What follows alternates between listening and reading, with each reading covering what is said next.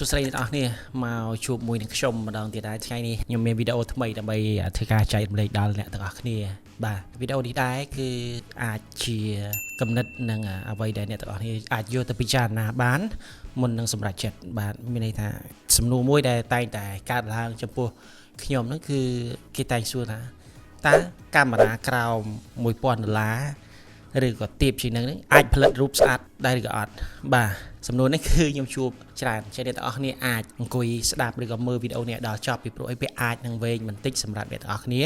ដោយសារខ្ញុំនឹងធ្វើការបញ្យល់ឲ្យអ្នកទាំងអស់គ្នាបានយល់ឲ្យបានកាន់តែក្បោះក្បាយអញ្ចឹងសូមចូលរួមស្ដាប់ទាំងអស់គ្នាបាទអូខេតាមពិតទៅកាមេរ៉ាគឺគេផលិតមកគឺវាមានច្រើនបែបច្រើនសន្តានឬក៏តម្លៃក៏វា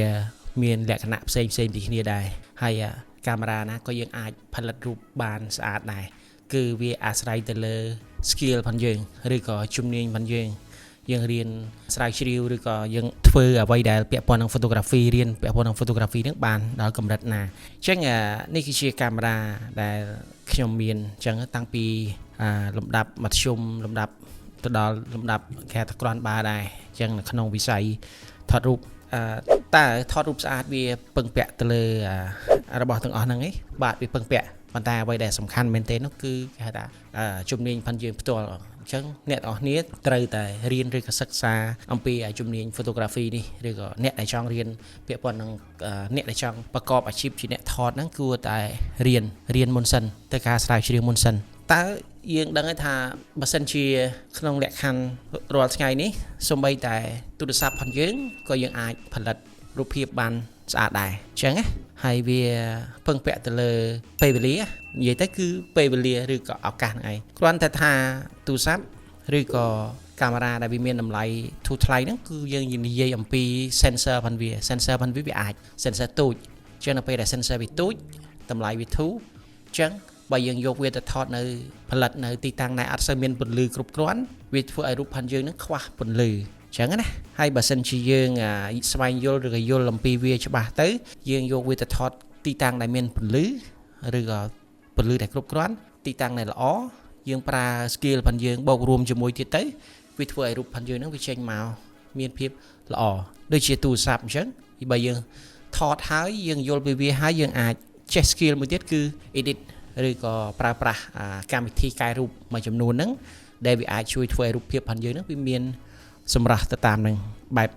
ផែនផ្សេងទៀតចឹងទៅមួយទៀតខ្ញុំអាចលើកជាឧទាហរណ៍ឬក៏ sample នៅរូបភាពមួយចំនួនដែលខ្ញុំបានធ្វើការផលិតតាំងពី12-13ឆ្នាំមុនមកម្លេះប៉ុន្តែជាមួយនឹងកាមេរ៉ាស៊េរីចាស់ចឹងទៅបើយើងប្រៀបធៀបជាមួយតម្លៃឥឡូវគឺវាមានលក្ខណៈធូរថ្លៃមែនទែនឬក៏ទាបមែនទែនចឹងបើយើងគិតទៅគឺបាទចំណុចនេះខ្ញុំនឹងដាក់បង្ហាញតើរូបថតដែលខ្ញុំថតកាលពី10ឆ្នាំមុនហ្នឹងតើ12-13ឆ្នាំមុនហ្នឹងតើវាយ៉ាងម៉េចដែរហើយយើងអាចយកវាទៅពិចារណាតែយើងថតកាមេរ៉ាប្រភេទហ្នឹងយើងអាចថតវិញបានរូបភាពបែបនេះឬក៏រូបភាពដែលខ្ញុំបង្ហាញដល់អ្នកទាំងអស់គ្នាមើលហ្នឹងអញ្ចឹងបើគិតទៅគឺ10ឆ្នាំជាងមុនខ្ញុំបានផលិតរូបភាពច្រើនដែរពាក់ព័ន្ធជាមួយនឹង landscape ហ្នឹងរូបភាពហ្នឹងដូចអ្នកទាំងអស់គ្នាអាចឃើញគឺវាអាស្រ័យទៅលើយើងជំនាញផងយើងយល់ដឹងអំពីវាតើយើងគួរប្រើប្រាស់វាបែបលក្ខណៈយ៉ាងម៉េចអញ្ចឹងទៅបាទហើយមួយទៀតនោះគឺនេះគឺជារូបភាពដែលខ្ញុំថតនៅប្រទេសថៃនៅខេត្តឈឿងរ៉ៃដែលខ្ញុំធ្វើដំណើរហ្នឹងអ្នកទាំងអស់គ្នាអាចឃើញគឺខ្ញុំអត់បានយកកាមេរ៉ាថ្លៃទៅថតទេគឺ ZV-E10នេះចឹងវាជាប្រភេទ compact camera របស់ក្រុមហ៊ុន Sony ខ្ញុំធ្វើការផលិតរូបភាពវាអត់ធំទេវាទូចយើងស្រួលដាក់ធ្វើដំណើរtravel ទៅតាមខ្លួនឲ្យតែយើងស្គាល់ឬក៏យល់ច្បាស់អំពី photography ទៅឬក៏យល់អំពីតើកាមេរ៉ាផងយើងវាមានសភាពយ៉ាងម៉េចយើងត្រូវឆ្នៃឬក៏សេរីវាយ៉ាងម៉េចដើម្បីយើងថតរូបបានស្អាតអញ្ចឹងឬក៏បានល្អអញ្ចឹងទៅយើងនឹងអាចផលិតរូបភាពល្អចេញពីកាមេរ៉ាទាំងអស់នោះហើយអញ្ចឹងវាទាំងអស់នេះអ្នកទាំងអស់គ្នាអាចស្វែងយល់ហើយនឹងពិចារណាមុននឹងយើងសម្រេចចិត្តថាយើងទិញកាមេរ៉ាប្រភេទណាអញ្ចឹងចំណុចមួយទៀតបើសិនជាយើងនិយាយអំពីប្រភេទកាមេរ៉ាដែលបន្ថែមបន្តិចទៀតកាមេរ៉ាគឺយើងត្រូវស្វែងយល់អំពីសមត្ថភាពនៅក្នុងកាមេរ៉ាហ្នឹងតើវាអាចធ្វើឲ្យបានខ្លះឧទាហរណ៍ថាបើសិនជានិយាយអំពីកាមេរ៉ាថ្លៃ គឺយើងវាមានលក្ខខណ្ឌផ្សេងជាច្រើនមូលហេតុបានកាមេរ៉ាថ្លៃវាអាចពាក់ព័ន្ធជាមួយនឹង sensor ប៉ុន្តែវាធំជាងវាអាចធ្វើការនៅក្នុងពេល low light បានល្អជាងនៅពេលដែលយើងថតទីតាំងដែលមានពន្លឺតិចតួចហ្នឹងគឺវាអាចថតបានថ្លាល្អអញ្ចឹងឧទាហរណ៍អញ្ចឹងទៅ grip ផងវាមានន័យថារូបរាង body ផងវានេះគឺវាងាយស្រួលក្នុងការកាន់ឬក៏ស្រួលក្នុងការកាន់ដើម្បី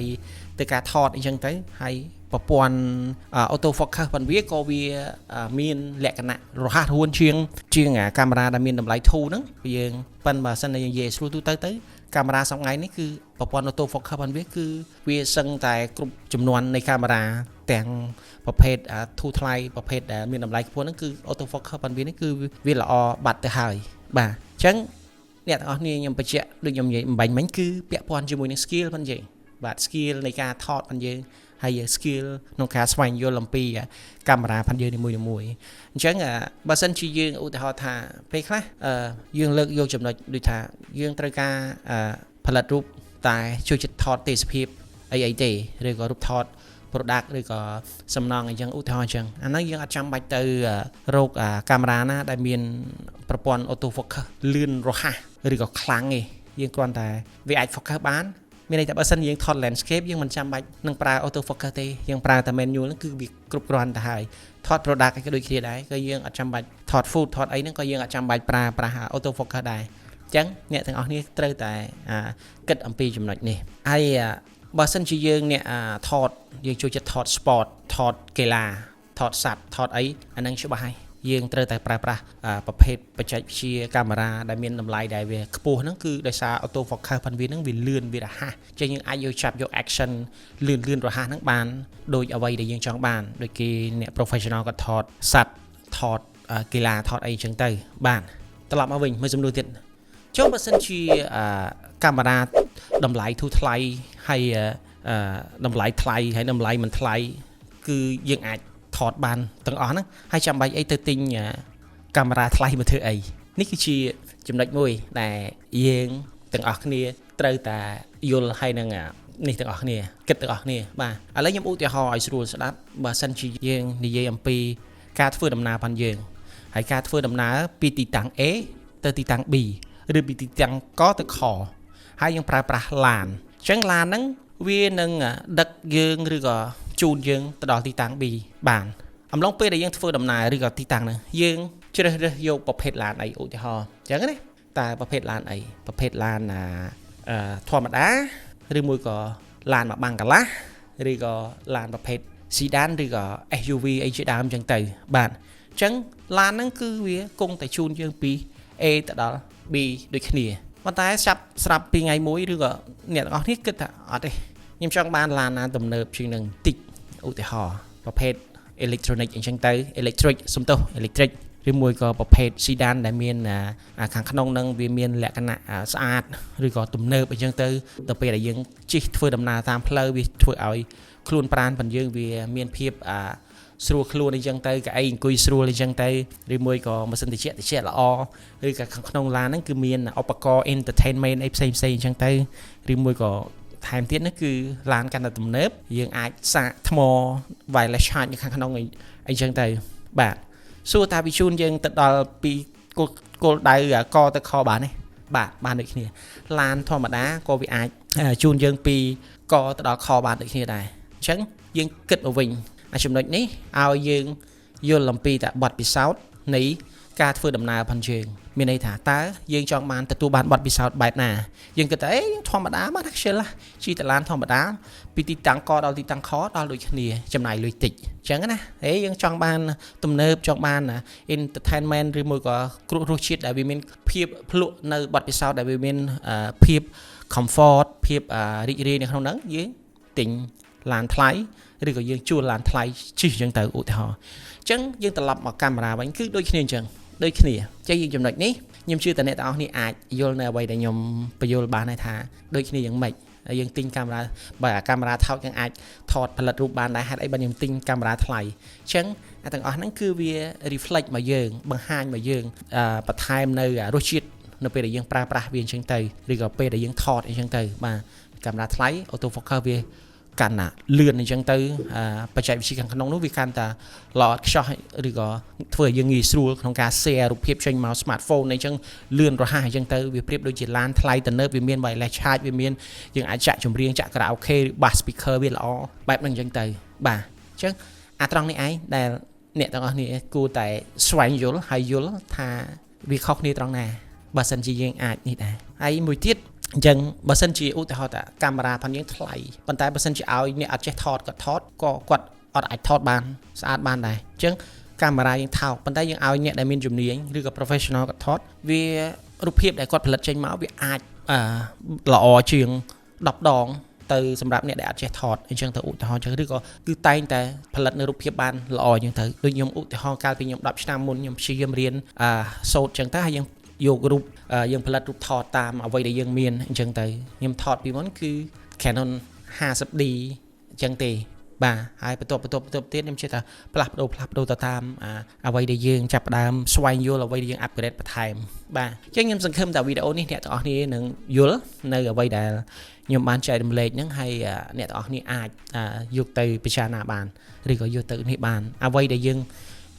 ត្រូវពង្រឹងដកខាត់ឲ្យកាន់តែខ្លាំងនោះ skill ផងយើងឬក៏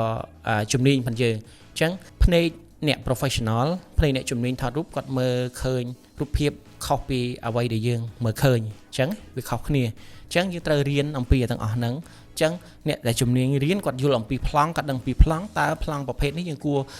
ថតប្រភេទម៉េចបានវាមើលទៅរូបភាពតាក់ទាញតើទីតាំងនេះពន្លឺប៉ុណ្ណាគឺយើងគួរប្រើ setting ប៉ុណ្ណាដើម្បីឲ្យរូបភាពរបស់យើងនោះវាមានពន្លឺគ្រប់គ្រាន់អញ្ចឹងទៅ low light ឬក៏ពន្លឺដែលមានពន្លឺគ្រប់គ្រាន់អញ្ចឹងទៅបែបឧទាហរណ៍អញ្ចឹងណាអញ្ចឹងត្រឡប់មកវិញគ្រប់មកវិញមានន័យថាខ្លួនយើងឯងយើងត្រូវតែរៀនជំនាញនឹងឲ្យច្បាស់មុននឹងយើងជ្រើសរើសយកកាមេរ៉ាឬក៏selectយកតម្លៃមួយណាដែលយើងចង់បានហ្នឹងវាអត់មែនកាមេរ៉ាជាអ្នកសម្រេចនៅគោលបំណងយើងឯងគឺយើងជាអ្នកសម្រេចនៅគោលបំណងផងយើងដើម្បីឲ្យយើងអាចផលិតរូបភាពបានស្អាតឬក៏ដើម្បីឲ្យយើងអាចមានឱកាសក្នុងការ select យកកាមេរ៉ាណាដែលយើងចូលចិត្តឬក៏សមរម្យជាមួយនឹងយើងបាទអញ្ចឹងសង្ឃឹមថាវីដេអូនេះវាអាចជាប្រយោជន៍សម្រាប់អ្នកទាំងអស់គ្នាបើសិនជាអ្នកទាំងអស់គ្នាពេញចិត្តអាចជួយចែករំលែកcomment នៅខាងក្រោមតើអ្នកទាំងអស់គ្នាប្រើកាមេរ៉ាអីថតជាមួយអីឲ្យខ្ញុំដឹងផងហើយកុំភ្លេចជួយ like ហើយនិង share នៅវីដេអូនេះទៅកាន់មិត្តភ័ក្តិទាំងអស់គ្នាផងហើយមួយទៀតអ្នកមើលវីដេអូខ្ញុំសឹងតែ 80% គាត់មើលហើយប៉ុន្តែគាត់អត់ទាន់បានជួយ like page ខ្ញុំម្នាក់មួយទេអញ្ចឹងបើសិនជាអ្នកទាំងអស់គ្នាពេញចិត្តវីដេអូនេះសូមជួយ like page ផងខ្ញុំម្នាក់មួយទៅនៅក្នុង YouTube channel ក៏បាន TikTok ក៏បាន subscribe ទៅនៅក្នុង YouTube channel ផងឬមួយក៏ TikTok ផងក៏បានដែរអញ្ចឹងអរគុណជួបគ្នានៅវីដេអូក្រោយ